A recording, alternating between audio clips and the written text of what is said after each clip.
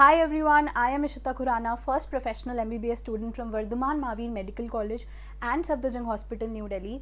तो आज की जो ये वीडियो है ये एक स्पेशल अनाउंसमेंट है और इसमें मैं आपको दो बहुत बड़ी अनाउंसमेंट करने वाली हूँ। और साथ में एक बहुत डाउट होता है बहुत सारे एस्पिरेंट्स का कि हमें कोचिंग में बहुत ज़्यादा मटेरियल हमारे पास बायो का होता है, हम एक्स्ट्रा इन्फॉर्मेशन भी पढ़ते हैं और हम एनसीईआरटी भी पढ़ते हैं। तो क्या अगर हम सिर्फ एनसीईआरटी पढ़ें तो हमारा सिलेक्शन हो सकता है, या फिर क्या सिर्फ एनसीईआरटी सफिशिएंट है नीट में एक अच्छे मार्क्स अच्छा स्कोर करने के लिए बायो में? तो ये डाउट भी मैं आज क्लियर करूंगी, क्योंकि ये डाउट कहीं ना कहीं एक टाइम पे मुझे भी था। तो मैंने उससे क्या सीखा और कैसे मैंने उसको आगे टैकल किया वो भी मैं आज आपको बताऊंगी। और साथ में दो इंपॉर्टेंट जो अनाउंसमेंट्स हैं वो भी मैं आज करने वाली हूँ। तो पहली बड़ी अनाउंसमेंट ये है कि अनअकैडमी का जो ऐप है उसके ऊपर मेरी क्लासेस कल से स्टार्ट हो रही हैं।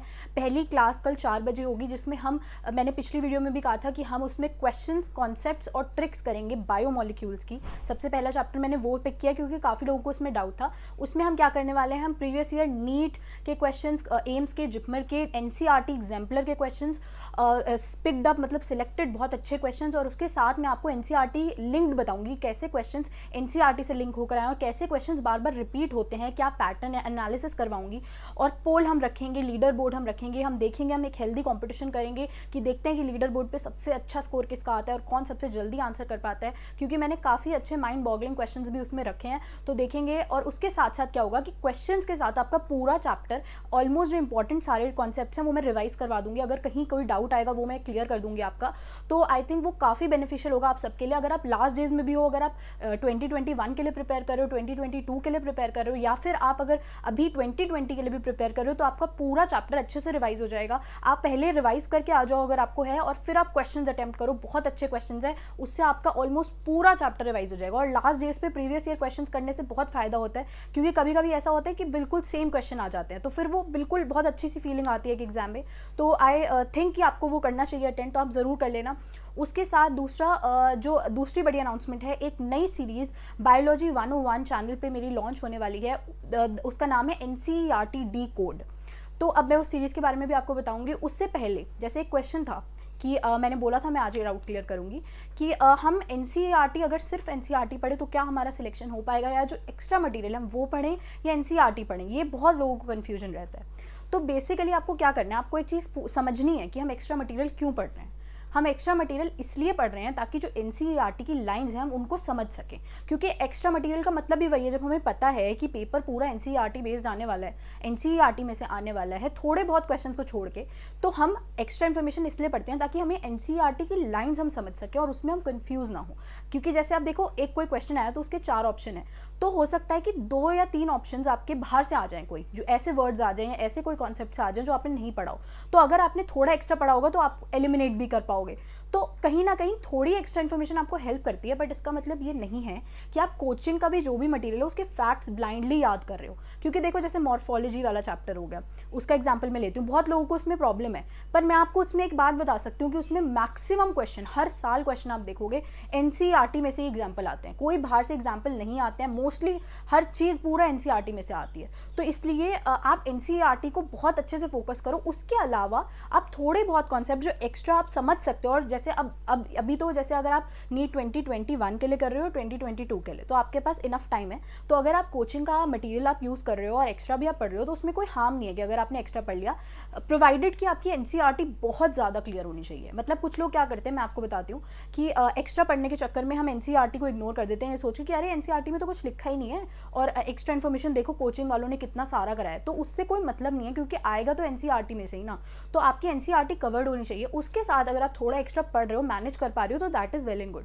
पर अब जैसे कुछ स्टूडेंट्स हैं जो 2020 के लिए प्रिपेयर कर रहे हैं, तो उनको क्या करने की ज़रूरत है कि आप पहले एनसीईआरटी अच्छे से करो। उसके बाद क्या करो, प्रीवियस ईयर क्वेश्चन जो मैं कराऊंगी भी आपको अपनी क्लासेस में भी, उसके अलावा भी अगर आप करते हो, तो अगर उसमें कोई एक्स्ट्रा कॉन्सेप्ट आया हुआ जो एनसीईआरटी के थोड़ा बाहर है, तो उस कंसेप्ट के बारे में ना एक्स्ट्रा थोड़ा सा पढ़ लो एक बार, जिससे कि अगर वो दोबारा आ जाए तो आपको थोड़ा उसके बारे में आइडिया हो। बाकी मेनली एनसीईआरटी से ही आएगा।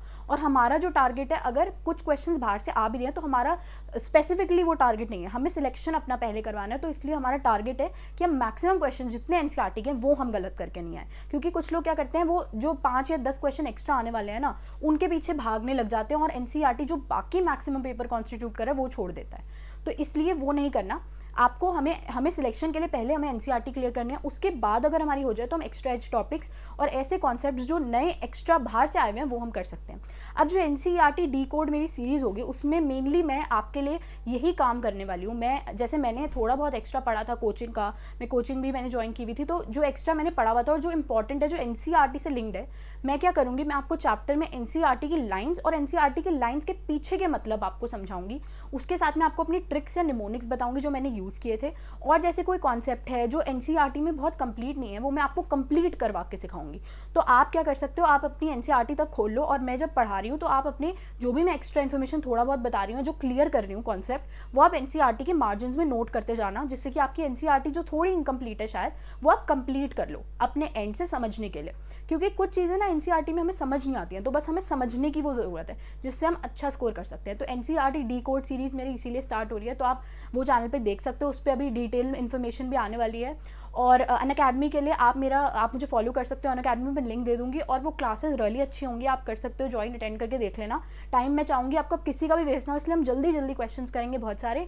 और साथ में हो सकता है अभी मैं बायो से स्टार्ट कर रही हूँ, बट बहुत लोगों की मेरे पास रिक्वेस्ट आ रही है कि दीदी आप इनऑर्गेनिक, ऑर्गेनिक और केमिस्ट्री की भी सीरीज स्टार्ट करो। तो मैं जल्द ही एक बार थोड़ा सा मैं स्टार्ट कर लूँ बायो में, फिर हम केमिस्ट्री और फिजिक्स के लिए भी कुछ टॉपिक्स का मैं सीरीज़ बना सकती हूँ आपके लिए।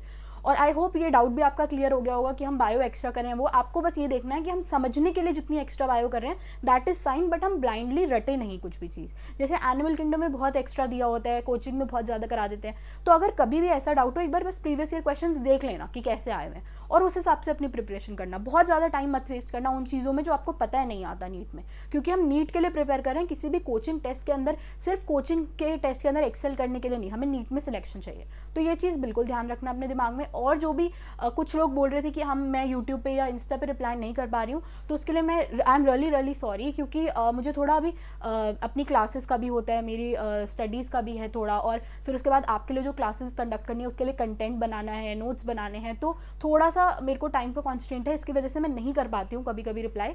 तो प्लीज़ बुरा मत माना करो, मैं ट्राई करती हूँ, मैं जो भी आपके कमेंट्स पढ़ती हूँ और जितने भी मैसेजेस पढ़ती हूँ मैं उसी के ऊपर वीडियो बना देती हूँ, जिससे कि सिर्फ आपके साथ साथ बाकी लोगों का भी बेनिफिट हो। तो ये मत सोचा करो कि हमें दीदी ने आंसर नहीं दिया और दीदी ने हमारे मैसेज इग्नोर कर दिया, ऐसा नहीं है। मेरे पास बहुत सारे मैसेजेस आते हैं, मैं ट्राई करती हूँ सबको रिप्लाई करने की, और मैं आपकी बिल्कुल हेल्प करने के लिए रेडी हूँ, मैं आपको गाइड करती रहूँगी, बिल्कुल चिंता मत करना। जो भी आपकी क्वेरीज है मैं अगली वीडियोज़ आने वाली सब सॉल्व करने वाली हूँ। तो आप सब्सक्राइब कर लो ये चैनल, अगर आपको जेन्युइनली लगता है मैं आपकी हेल्प कर रही हूँ, तो डू सब्सक्राइब माई चैनल।